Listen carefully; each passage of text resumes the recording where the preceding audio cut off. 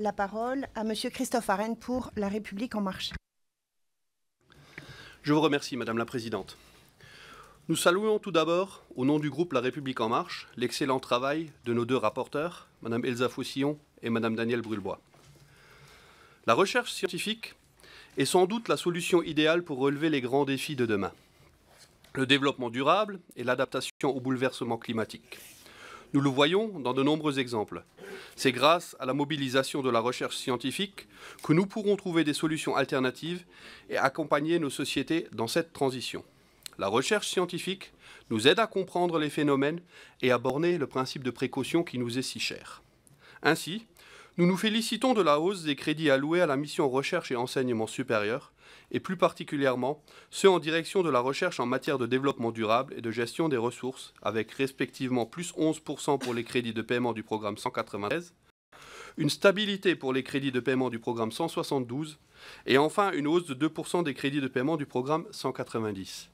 L'ensemble des programmes mobilise ainsi plus de 10,5 milliards d'euros sur la recherche dans ces domaines.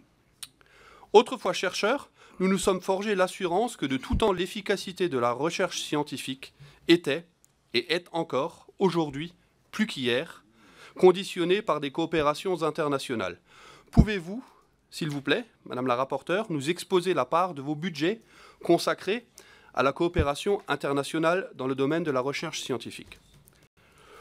Sur le volet prévention des risques, comme vous l'avez rappelé, Madame la rapporteure, les crédits du programme 181 évoluent légèrement à la baisse entre la loi de finances initiale pour 2019 et le projet de loi de finances 2020. Ils passent de 838,3 millions d'euros à 826,5 millions d'euros en autorisation d'engagement et de 832,8 millions d'euros à 826,6 millions d'euros en crédits de paiement. On peut néanmoins se féliciter de la quasi-stabilité des crédits à périmètre constant. Parmi les nombreuses missions relevant du programme 181, nous souhaitons revenir sur deux idées majeures de votre rapport. La première est l'évolution des missions de l'ADEME à travers la volonté du gouvernement de faire de l'économie circulaire une priorité. Dans votre rapport, vous mentionnez un léger recul de la subvention destinée à l'ADEME. L'opérateur réalise un travail majeur dans la transition écologique et solidaire et a vu au cours des années ses missions se multiplier. En matière d'économie circulaire, la loi de transition énergétique pour la croissance verte fixe des objectifs ambitieux. La diminution de 10% par habitant et par an des déchets ménagers et assimilés, la division par 2 du recours à la mise en décharge entre 2010 et 2025, ou encore le tri à la source des déchets organiques. Le fonds déchets, géré par l'ADEME, qui devra informer les citoyens, accompagner les entreprises et les collectivités, fait écho à ces objectifs. Pour ce fonds, aussi appelé Fonds économie circulaire, une enveloppe de 164 millions d'euros est attribuée.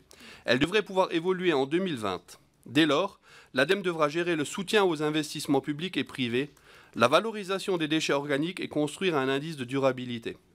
L'agence devra également structurer les futures filières à responsabilité élargie du producteur.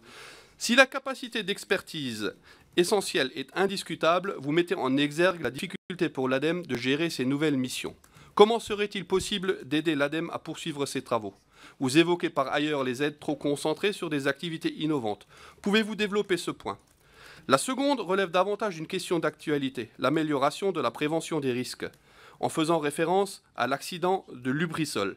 Dans votre rapport, vous rappelez qu'il est essentiel d'avoir une politique de prévention consistant en une visite régulière. Or, l'usine de Lubrizol, le site a fait l'objet de 39 inspections depuis 2013, la dernière en septembre 2019. Quelles sont pour vous, Madame la rapporteure, les solutions et les propositions pour renforcer les préventions des risques industriels? Je vous remercie. Merci, cher collègue. Je vais céder la parole à Gérard Menuel.